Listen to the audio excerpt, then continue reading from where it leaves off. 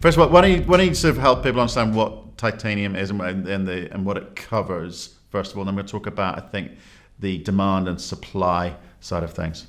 Well, when you talk about the titanium industry, you're commonly talking about three key industries. Titanium dioxide pigment, which is the largest consumer of titanium minerals and accounts for about 90% of demand for titanium feedstocks.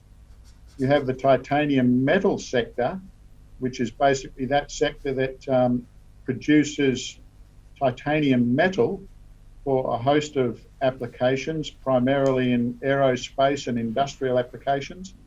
And then there's the welding industry, where titanium is used as a flux in welding electrodes. So they're the three main industries, the most important of which is TiO2 from a volume perspective, because that consumes by far and away the majority of the raw materials consumed by the industries. Right, so that's interesting because most people think of it as one of the hardest substances on Earth rather than pigments, which is yes, huge. So, I mean, give us an example of sort of the applications of some of the pigments, again, just so people understand the context. Okay, well, titanium dioxide pigment is a white pigment, and it's used in paints, it's used in plastics, it's used in textiles. So where you need a white pigment, TiO2 is the pigment of choice. And that's because of its physical properties. It has a very high refractive index, much higher than most other pigments. And so it's very good at scattering light. And so it gives you good opacity. It's a product that is, it's non-injurious. So it's something that can be put into foodstuffs and cosmetics. And it's a durable material. And it imparts durability to a lot of the pigments and coatings that use TiO2. So, but what you're looking for basically is brightness, opacity, and the ability to provide a good colour in a pigment or in a paint. And there's basically two types of TiO2 pigment. There's different crystal structures. There's the rutile crystal structure. There's the anatase crystal structure. In theory, these are interchangeable. Anatase is more suited to some applications, like, for example, in textiles and cosmetics. Rutile is more suitable in other applications where, you have a requirement for high thermal stability. And I think the rutile TiO2 pigments are consumed primarily in industrial and automotive applications, but of course, across a wide range of pigment applications. Okay, and are there different types of grades of titanium? Like, is one ore better than another? I know you end up with a concentrate or an intermediate, but in terms of the ore bodies themselves, it just comes back to grade, etc. But is there sort of quality issues? Yes, well, there are a few different titanium minerals that are used as feedstock in the titanium industry, and the most abundant of these is ilmenite, which is a titanium iron oxide mineral. And there's probably about 13 to 14 million tonnes a year of this material mined annually. And roughly half of that goes directly into pigment processing. The other half gets beneficiated into higher grade, higher value TiO2 feedstocks. Now, I'll come to those in a minute, but aside from ilmenite, there's also rutile, which is a high-value TiO2 mineral, up around 90% or 95% TiO2, and this is the most valuable of the TiO2 feedstocks because it has relatively low levels of impurities and it's a reasonably pure product for the consumer to purchase. There's also an intermediate product, which is something between ilmenite and rutile, and that's the coxine. And this is basically also an iron titanium oxide, but with progressively lower levels of iron, which have been leached from this material over time in situ, and you end up with a product that could have a TiO2 content somewhere between 70 and 90%, for example. So you've got ilmenite at the bottom end of the spectrum with TiO2 nominally 50%, but anywhere in the range of 45 to 65%. You've got the coxine, which sits between about 70 and 90%, and then you've got rutile, which sits at the high end. at 95%. And they're the natural titanium minerals that are commonly mined and processed. Right. Okay. The beneficiated products include titanium slag and synthetic rutile, and also a product called upgraded slag, which is something that Rio Tinto produces, which has a TiO2 content quite close to rutile. And that's probably that's the second most valuable of the TiO2 feedstocks. And when it comes to titanium slag, you basically produce two types. You produce a sulfate slag and a chloride slag.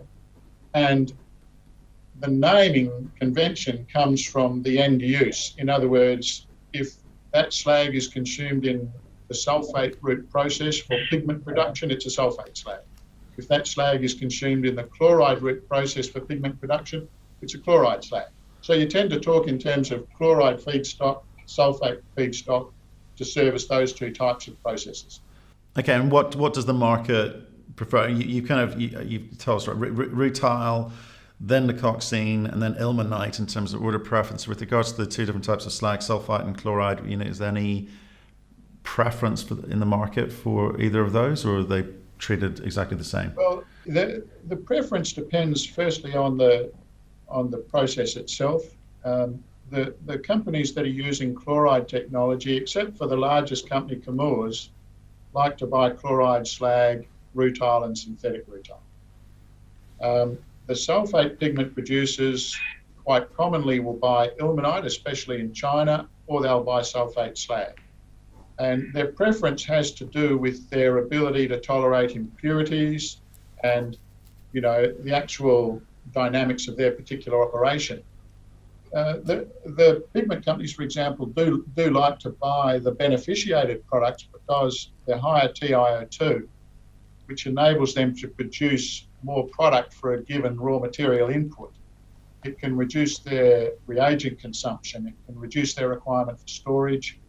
It can reduce their waste and byproduct production. So there are benefits, and therefore the beneficiated and higher value TiO2 minerals achieve a price premium per unit TiO2 compared to ilmenite, which sits at the bottom of the tree. Can you give us a sense of the size of the market today and what it's projected to do? And I know when I look in your the Neometals PowerPoint slide, there's, as with all of these things, we're running out.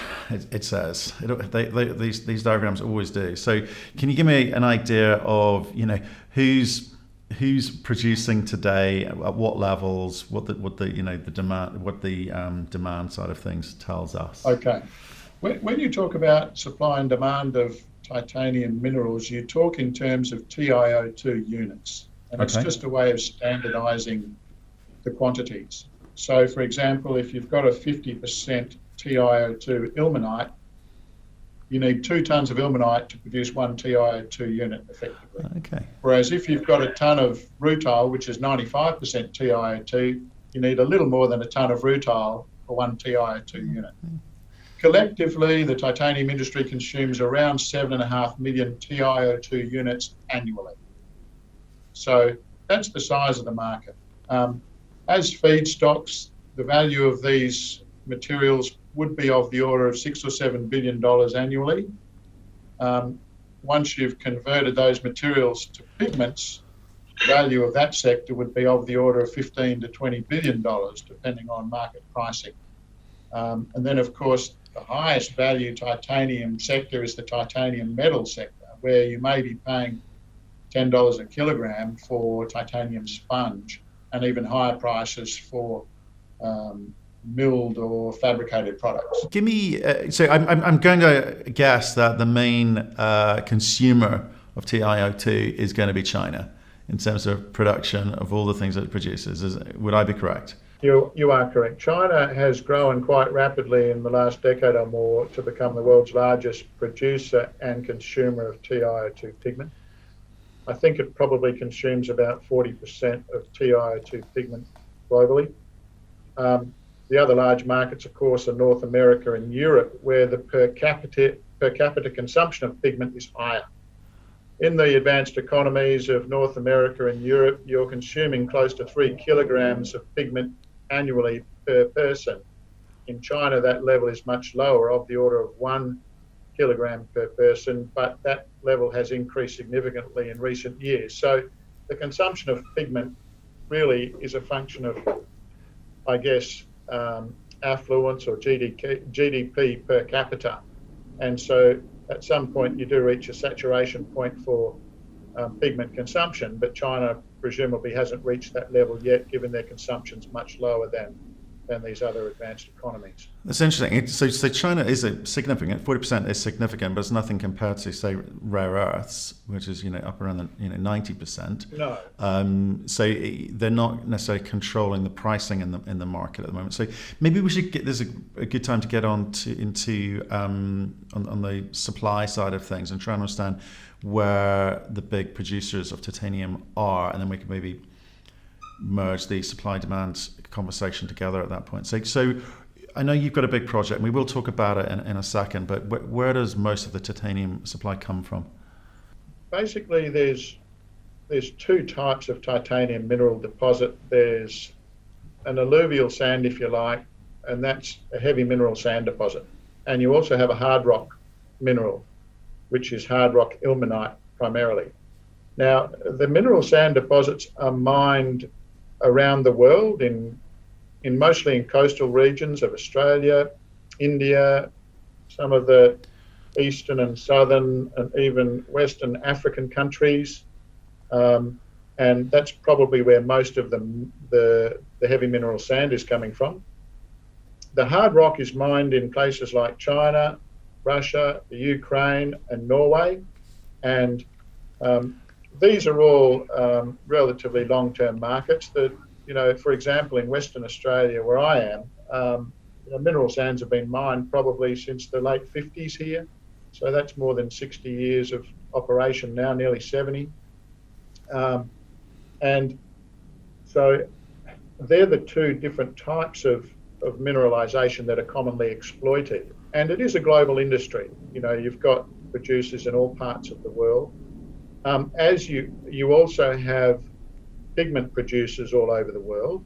The largest producers are in North America and Europe. China is rapidly growing in terms of its stature in the pigment industry, and Lomon Billions is now the largest producer in China, which is of a scale now which is rivaling some of the larger Western producers. And so, that industry is maturing quite rapidly. It's also moving away from sulfate processing to chloride processing, which is the more modern technology. It produces less byproduct and waste, and hence, is probably a desired position as far as a lot of the Chinese pigment companies are concerned.